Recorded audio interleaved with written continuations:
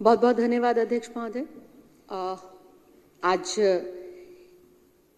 बस मार्शल्स का जो ये मुद्दा है, मुझे लग रहा है कम से कम छठी या सातवीं बार इस सदन के अंदर इस विषय पर गंभीर चर्चा हो रही है और एक एक सदस्य हर बार जब जब इस चर्चा का हिस्सा बनता है तो बिल्कुल सत्य पे आधारित तथ्यों को सदन पटल पे रखने का काम करता है। लेकिन दुर्भाग्यपूर्ण स्थिति ऐसी है कि जिनके हाथों में या जिनका दायित्व इन बस मार्शल्स को पुनः उनकी नौकरी देने का है या उनको उनकी रोजी रोटी लौटाने का है, उनके कान पर जूं तक नहीं रेंगती। बहुत दुखद है और बहुत सोच का भी विषय है कि चाहे संवैधानिक पद हो, चाहे राजनीतिक पद हो, वहां पर ऐसे लोग भी कभी बैठ सकते हैं जिनके अंदर संवेदनाएं नहीं है, जिनके अंदर किसी का दुख महसूस करने का फीलिंग्स नहीं है। ऐसे लोग जो किसी की रोटी रोजी के ऊपर राजनीति करते हुए दिखाई देते हैं, ऐसे लोगों को ना सिर्फ अपने पदों से इस्तीफा देना चाहिए बल्कि इनको डूब के मर जाना चाहिए, क्योंकि इंसानियत इनके अंदर रत्ती भर बची नहीं है। जब ये राजनीतिक पदों पर आसीन होते हैं तभी कहते हैं हम सेवा के भाव से आए हैं, हमें सेवा करनी है। लेकिन राजनीति के अंदर अपने सामने वाले मजबूत प्रतिद्वंदी को हराने के लिए, अपनी दुश्मनाई उनके साथ साधने के लिए एक नहीं, दो नहीं, दर्जन नहीं, सैकड़ों नहीं, हजारों हजार बस मार्शलों की नौकरी की बलि दे दी जाती है। अध्यक्ष जी, 2 महीने बाद दिल्ली में चुनाव है। तमाम राजनीतिक पार्टियों के अंदर टिकटों की दावेदारी, टिकट आर्थियों की लंबी लंबी लाइन लगी हुई है। निश्चित तौर पर भारतीय जनता पार्टी में भी लगी है। मैं यहां बैठे हुए और मुझे बाहर सुनने वाले भी भारतीय जनता पार्टी के इन विधायक साथियों से पूछना चाहती हूं, आज आपको भी रात को नींद नहीं आ रही? क्योंकि विजेंद्र गुप्ता जी हो या गांधीनगर के हमारे विधायक साथी हो या हमारे करावल नगर के विधायक साथी हो, आपकी सीटों पर भी दर्जन दर्जन भर लोग दावेदारी ठोक रहे हैं। आपको रात भर नींद नहीं आती, कहीं मुझे टिकट तो नहीं मिलेगी, मेरी नौकरी तो नहीं चली जाएगी। सोचिए, वो बस मार्शल जिनका आपने 1.5 साल से ज्यादा का रोजगार छीन कर अपनी सत्ता को चमकाने के लिए और सत्ता में बैठी हुई कर्मठ और सफलतापूर्वक योजनाओं को लागू करने वाली सरकार को बदनाम करने का जो षड्यंत्र आपने रचा है, वो उसके जो है गांठें खुलती हुई सबको साफ दिखाई दे रही है। अध्यक्ष जी, उस मीटिंग हॉल में उस दिन मैं भी थी जब लगातार कई घंटों तक इस बात पर चर्चा चलती रही कि तुम करोगे कि हम करेंगे, कि ऐसे करेंगे कि वैसे करेंगे। जो बात, जो विषय, जो मांग विपक्ष के डेलीगेशन ने दिल्ली सरकार की कैबिनेट के समक्ष रखा, कैबिनेट के मंत्रियों ने, मुख्यमंत्री जी ने एक क्षण गवाए बिना उस एक एक मांग के ऊपर कार्य करना शुरू करा। इनको लगा कि हमारा तो ड्रामा खराब हो गया, अब हमारे को कैसे और चर्चा में बने रहना है। इन्होंने हमारी कैबिनेट को नौटंकी करार दे दिया। ये कहते हैं ना कि जो जैसा होता है उसे सामने वाला वैसे ही लगता है। ये स्वयं आए थे नौटंकी करने के लिए, ड्रामा करने के लिए, ज्ञापन भर मात्र सौंप कर बाहर निकल कर प्रेस कॉन्फ्रेंस कर देंगे और 4 खबरें छपवा कर आम आदमी पार्टी की सरकार को बदनाम कर देंगे। इनका ये षड्यंत्र ताश के पत्तों की तरह बिखर गया जब इन्होंने देखा कि सामने सारी की सारी कैबिनेट बैठी है, मुख्यमंत्री जी के नेतृत्व में सारे के सारे विधायक और अधिकारी वहां पर उपस्थित हैं और जो ये मांग कर रहे हैं, जैसे लागू करने की मांग कर रहे हैं, उस मांग को एक एक मिनट के लिए वहां पर तुरंत कागजों पर लिखा जा रहा है और उसे लागू करने की मांग की जा रही है। हद तो उस वक्त हो गई अध्यक्ष जी जब ये बस मार्शल्स के साथ आई हुई महिला मार्शल्स के साथ बदतमीजी करने लग गए, उनको डराने लगे, धमकाने लगे। और जब स्वयं मैंने इस चीज का विरोध किया तो विजेंद्र गुप्ता जी ने मुझे एंटी सोशल एलिमेंट कहकर संबोधित किया, जो कि मेरा अपमान नहीं था, पूरे एक महिलाओं का और दलित समाज की बेटी का अपमान था कि हमारी और उंगली उठाकर हमें एंटी सोशल एनिमल कह रहे हैं। क्यों कह रहे हैं? क्योंकि हम लोग उन लोगों की आवाज उठा रहे हैं, हम उस गरीब तबके का जिनका चूल्हा चौका बंद हो गया है, बच्चों की शिक्षा परवरिश में उन्हें दिक्कत आ रही है, उनकी नौकरी को बहाल करवाने के लिए इनसे वहां पर लगातार समर्थन मांग रहे हैं।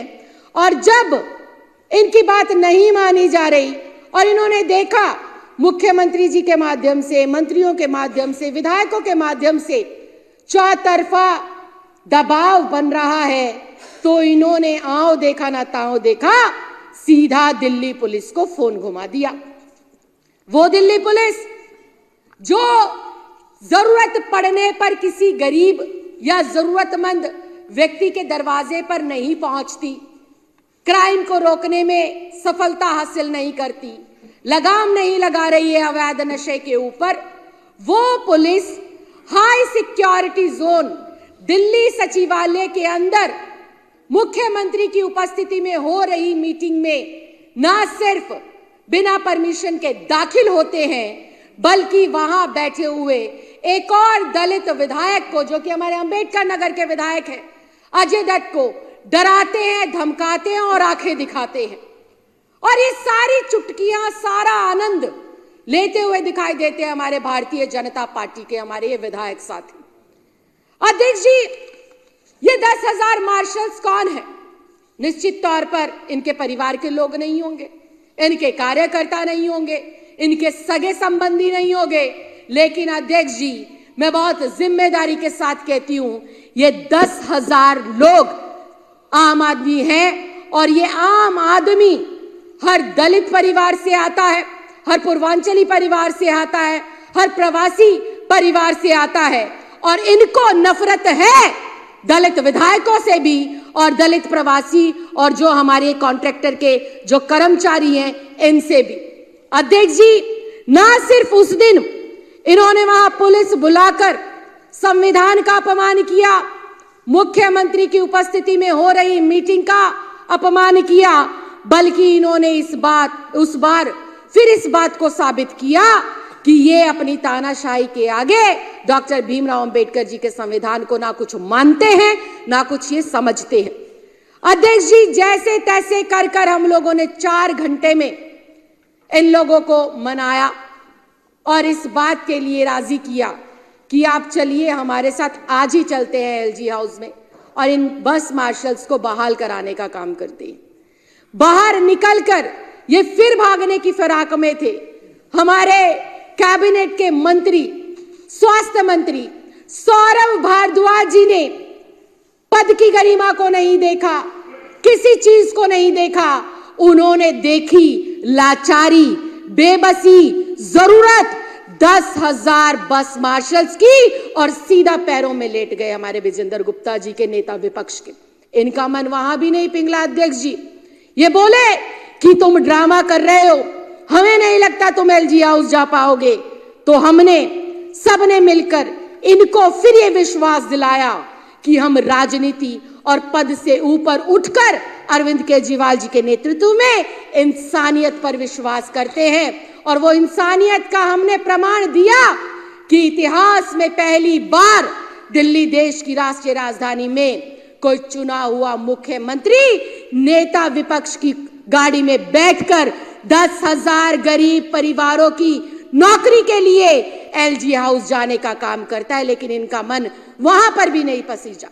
कभी गाड़ी को दाएं रोकते, कभी गाड़ी को बाएं रोकते, और बार बार ये साबित कर रहे थे कि वो 10,000 लोगों का जो रोजगार है, इनके लिए सिर्फ और सिर्फ एक राजनीतिक हथियार है, किसी पार्टी को, किसी सरकार को बदनाम करने का यंत्र मात्र है।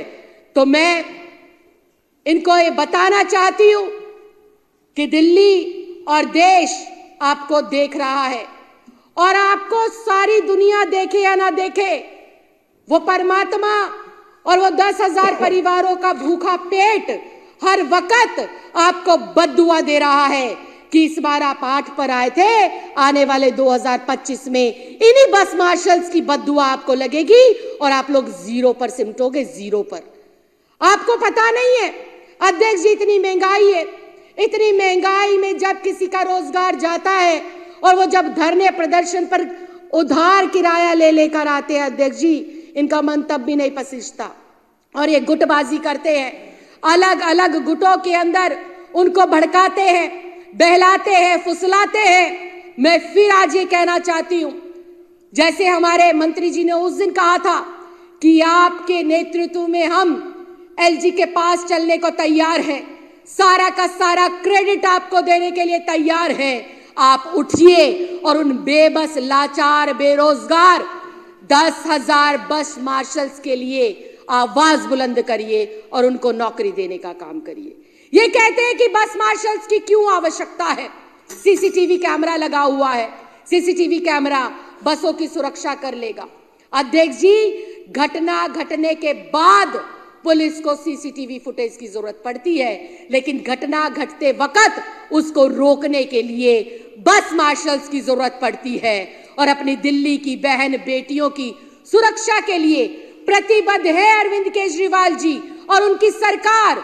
इसलिए उन्होंने 10,000 बस मार्शल्स की एक फहरिस्त में जो है भर्ती की थी, ताकि किसी भी दिल्ली की बहन बेटी को बसों में यात्रा करते वक्त असहज महसूस ना हो, असामाजिक तत्वों का जो है सामना ना करना पड़े। लेकिन अरविंद केजरीवाल करे तो क्या करे, जब केंद्र के अंदर ही बैठे हैं असामाजिक तत्व। अरविंद केजरीवाल और उनकी सरकार करे तो क्या करे, जब केंद्र के माध्यम से दिल्ली के एलजी के रूप में ही बैठे हैं महिलाओं के सम्मान को ठेस पहुंचाने वाले व्यक्ति। तो मैं आज आपके माध्यम से अध्यक्ष जी ये संदेशा केंद्र की गूंगी बहरी सरकार को और हमारे विपक्ष के साथियों को कहना चाहती हूं कि भले ही सरकारी बसों में यात्रा करने वाली बहन बेटियां कमजोर हैं, गरीब तबके से आती हैं, गरीब परिवारों से आती हैं, लेकिन उनकी बद्दुआ आपको नेस्त नाबूद कर देगी, खत्म कर देगी। आपका दिल्ली से सुपड़ा साफ बार बार किया है और इस बार भी आपको 0 पर लाकर खड़ा कर देगी। इस महत्वपूर्ण विषय पर अध्यक्ष जी आपने मुझे बोलने का मौका दिया, इसके लिए बहुत बहुत धन्यवाद, बहुत बहुत आभार। जय हिंद, जय भारत।